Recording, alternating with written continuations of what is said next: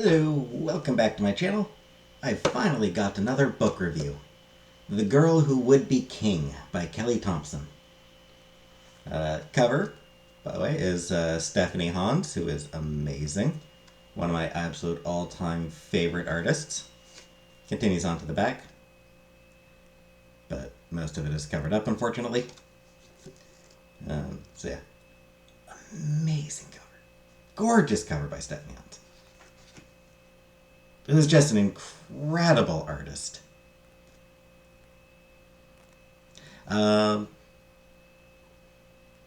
so, The Girl Who Would Be King by Kelly Thompson. This came out back in 2012. Um, she had funded it through Kickstarter. So this is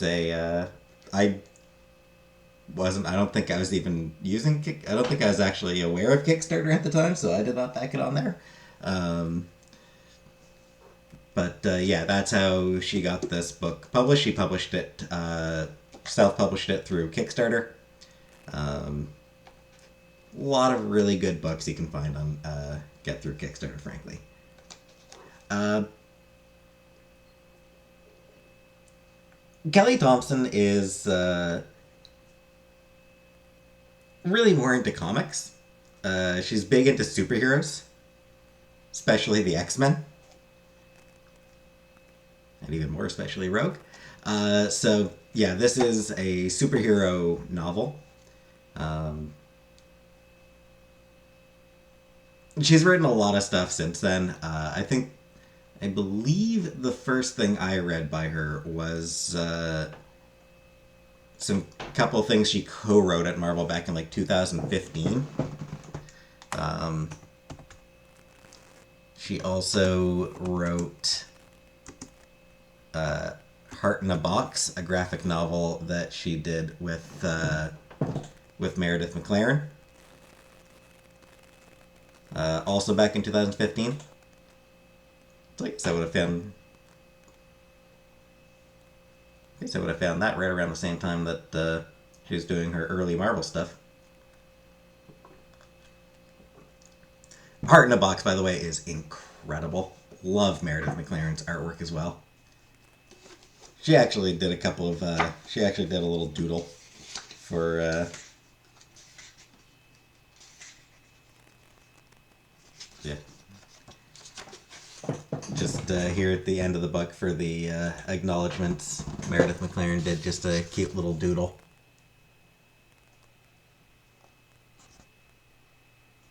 I love her. Um, anyway, uh, she's written a bunch of comics since then. She's written quite a bit for Marvel. Um, I think, funnily enough, I think she apparently just finished a 50 issue run of Captain Marvel, which is honestly 50 issues in today's market is actually really, really good. It's hard to get 50 issues in today's market. And she's written a bunch of other stuff as well. But before any of that, before any of her comic stuff, yeah, this she published this. Um, I believe she might have been writing for comic book resources back then as well. I think she had a recurring, sort of a recurring thing on there. Um, I don't remember if she had started that by 2012 or not. Anyway, the book. I should probably talk about the book itself. So it's really good. So it is about two girls, two young women. Bonnie Braverman, who actually, yeah. So there's Bonnie Braverman, and there's Lola Lefevre. Yep, that is the name she went with. Uh, they both have superpowers. Uh, Initially, they're both just strong, fast, and heal quickly. Their powers do develop over the course of the book. Um, Bonnie is driven to protect people, to save lives, um, to be a hero. She's driven to be a superhero. Lola, on the other hand, is driven by a lust for power and destruction. She wants to be king and she wants to kill people and break shit and just generally be a super villain. Uh,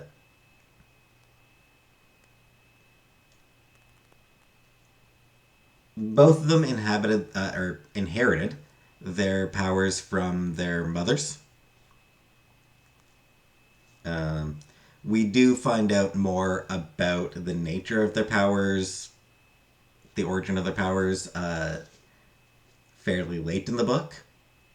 Won't spoil anything there, but we do find out some more about where their powers came from and sort of why they have them. But the main thing is just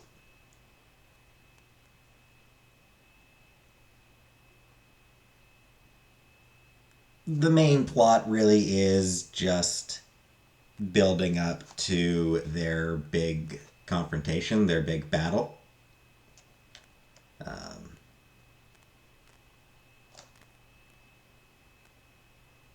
that said, a lot of the book, most of the book, is more about their day to day lives, frankly. Um, it spends a lot of time just sort of getting into their heads, exploring the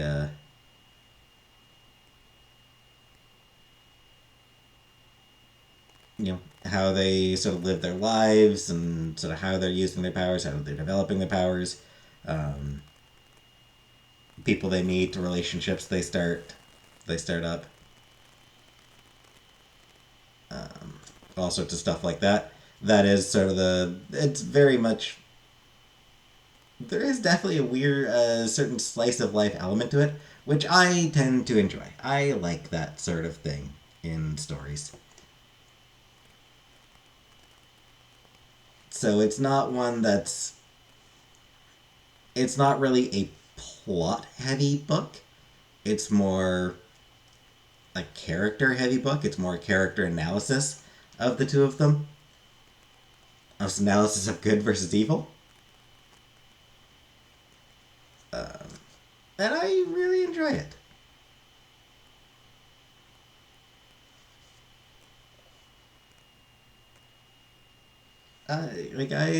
I really enjoyed reading the book.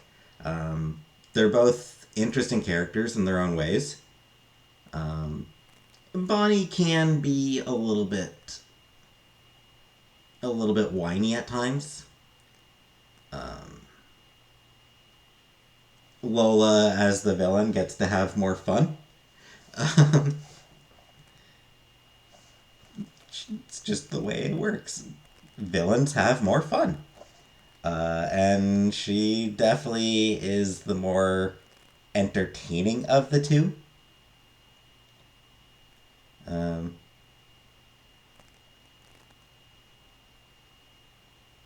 while Bonnie arguably has the deeper character development. Lola starts a vicious sadistic bitch and ends a vicious sadistic bitch.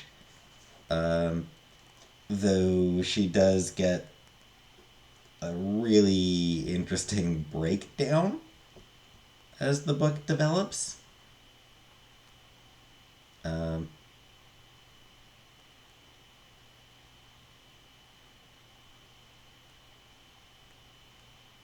yeah.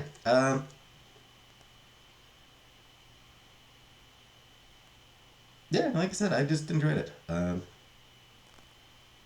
It's recommended for readers 15 and up, so I guess it qualifies as young adult. Um, I wouldn't really classify it as young adult. It's feels a bit I mean, I guess it's young adult appropriate. I would. There's some heavy enough shit in there that I'm not sure that I'd really classify it that way myself, but that is, I think, how it is classified is young adult. So, and yeah, it's basically it's a graphic novel in prose form.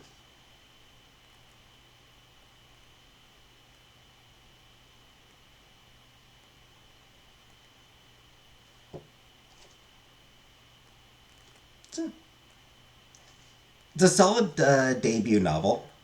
Um, it probably could have benefited from some tighter editing here and there,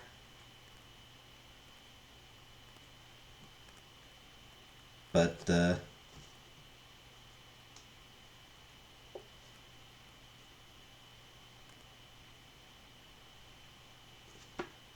yeah, yeah, as a debut novel, it's really good. It's a very good book.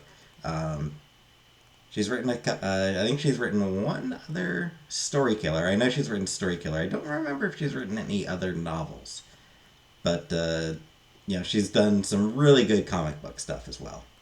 So she is definitely very good at it. I think comic books are sort of her first love. So I think she probably does better at those than prose, which is funny.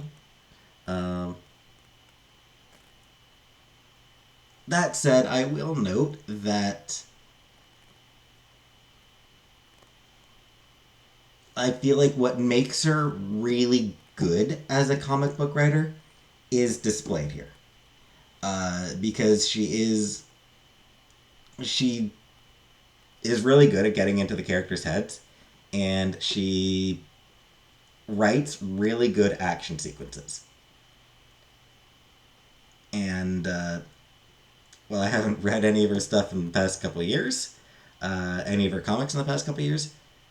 Back when I was still reading Marvel, I often read whatever she'd be writing, and the action scenes were consistently excellent in her comics. To a degree that I can't say that it's just the artists. Like, obviously the artists are a huge part of comic books, and the artists she works with are phenomenal and did great jobs with the action sequences in the comics she wrote. But the way the consistently high quality of fight scenes in the comics that Kelly Thompson writes, that indicates to me that she's giving the artists really good descriptions to work from, which not all comic book writers do. So I think that the fight scenes in here are high quality, and I think that does, yeah, I think that is a good example of why her comic books are consistently so good. But anyway, yeah, Girl Who Would Be King. Um, the next book I read. Give me one moment. I think the next book I read is going to be Smile by Raina Telgemeier. Yes, I am way behind the times on that. That one came out so long ago, 2010. So yeah, this one came out in 2010.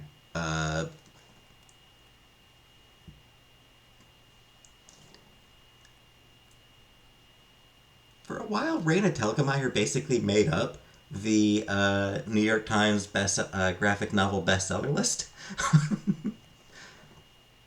So this book really popular. So I figured I should probably get around to reading it at some point. I figured I should probably get around and finally read it. So I did end up picking it up not long ago. So this is the next thing that I will read. As a graphic novel and as a middle grade graphic novel, it'll be a very quick read. So I should have a review of that up pretty soon.